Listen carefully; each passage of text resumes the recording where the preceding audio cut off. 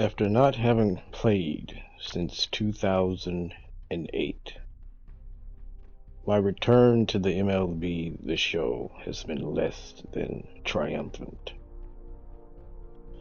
Over my time, which is, I would say, less than a month, a little bit over 3 weeks, about a month, let's say a month, I've learned many things.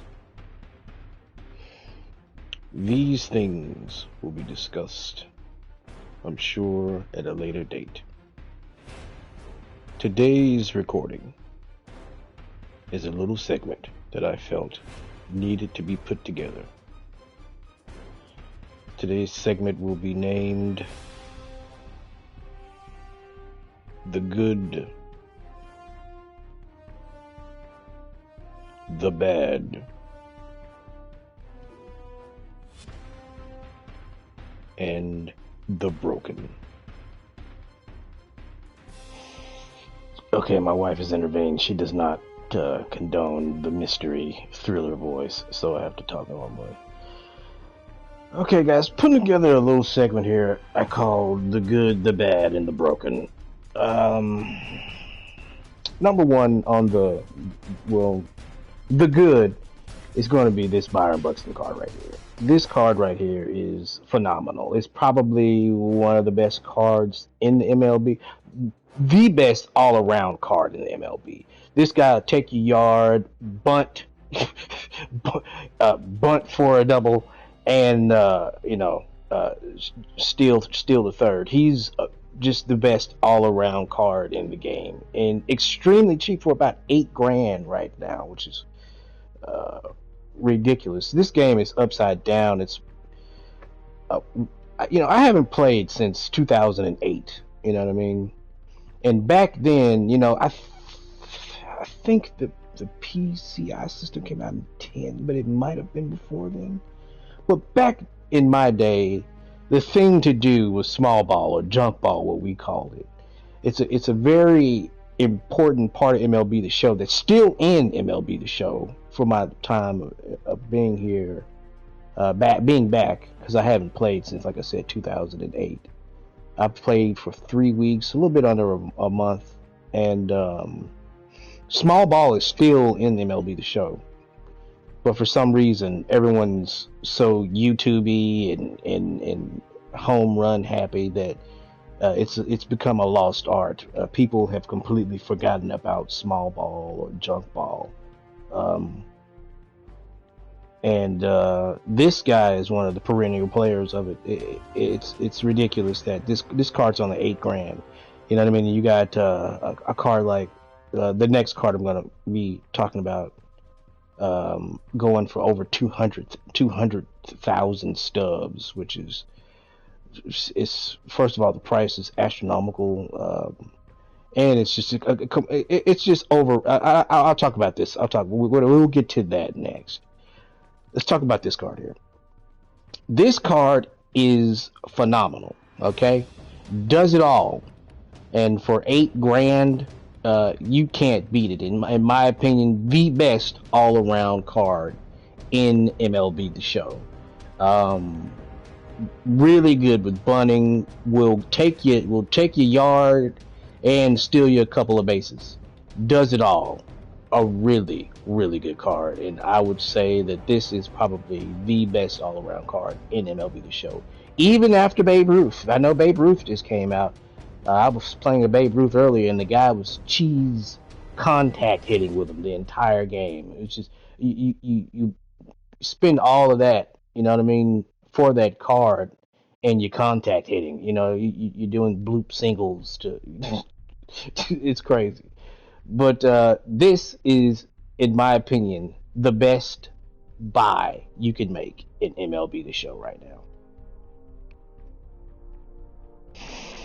On to the bad. Oh boy. How much time you got? This card is in the marketplace right now, selling for over 200,000 stubs. Where do I begin? He's got a really, let's let's not say it's all bad. He's got a really poppy arm, real crisp arm, you know, and he's got bad fielding. But I tell you, somebody else who is so bad that he makes Fernando Tatis actually look good is that Polanco, the card that just came out. God, I forgot his name. Polanco. I don't know. I don't know his name. He's a shortstop. He just came out. He's some sort of release. He's in PAX right now. Okay, I don't know his name. All right, I have him. I played with him, but I don't remember his name right now. It's not off the top of my head. All right, but he's got a bad arm, and you kind of, if you play with Fernando Tatis, you get used to the crazy animations where he drops the ball and all that. You know, it might cost you, an out every now and then, but he'll never cost you a run. I don't think he'll cost you a run with his fielding. You know, his arm really makes up for the fielding, and the fielding is just something that you get used to. Like, oh, it's just Fernando, you know. What kills me is all of the power, you know, and the bad vision, the crazy windup, hitting stance. I can't hit with this guy. I just can't play with him. He's unplayable on the bat side, which is just crazy. It's something going on with this card. I remember seeing something on YouTube. Somebody said something's going on with, there's a hitch in his swing that needs to be fixed or something like that. Maybe that's the case. But this card is crap. It's not very good. And for 200 grand, I don't. You could take that thing to 99. It'll still be completely overrated. I'm not gonna say worthless.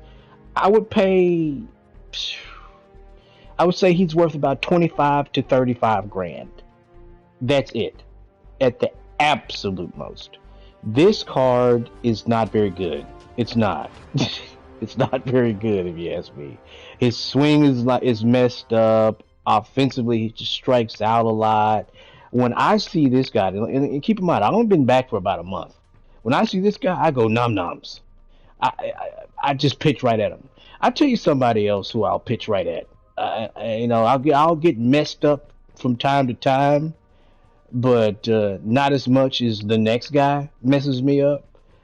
Is Mike Trout. But this guy right here, never. I've never conceded a run. I don't think I've ever allowed Fernando Tatis on base. He's not a very good hitter in this game, and for sure in real life he's a demigod.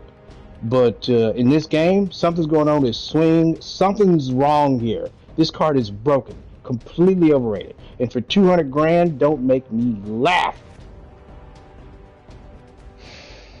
And on to the broken.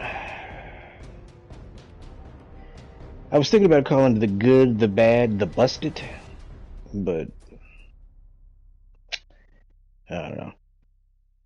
Broken, busted, needs to be nerfed. Whatever you know. Take your pick. This is the most busted, broken card in MLB The Show 22. I think he's got like a 80% home run rating every time you pitch. I pitch to him. I would say 80% of the time he goes for yard. It's the most broken card in MLB The Show. It needs to be turned down. I don't even pitch to him anymore, and I don't walk him. I hit him. I hit him with fastballs. You know what I mean? I don't give a damn. I've hit this guy 3, maybe 4 times in a game, on purpose. And I'm gonna tell you something else too. How busted he is. He's hard to hit. He's hard to hit with a ball. He's like Neo out there. He dodges balls. Like you'll run through 3 or 4 pitches before you finally hit him. It's without a shadow of a doubt, in my mind, the most broken, busted, overpowered card in this game, and it most definitely, 100%, without a shadow of a doubt, needs to be nerfed. I mean, you got a 99 Mike Trout that is nowhere near the amount of brokenness that this card is. This card is completely broken, and it's fairly easy to obtain. It's That's another thing about it. It's you see it everywhere. I mean, I play him, out of 10 games, I play him 5 times out of 10, and like I said, 80% home run rating. Like I can't remember. I know I've struck him out, maybe at least twice. I think I've definitely struck him out twice, right? I don't know. I don't know. This card is completely broken. It's completely busted.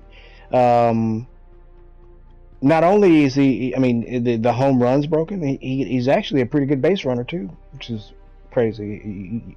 You got to keep your eye on bases.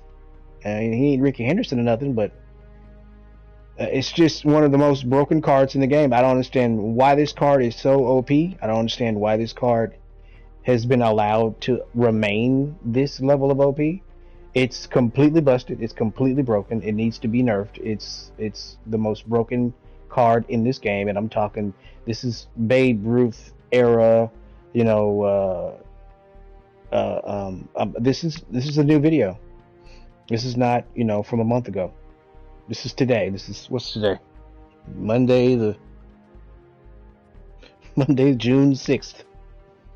On Monday, June 6th, this Kirk Gibson card was still the most broken, overpowered card in this game. It needs to be done. Something needs to be done about it.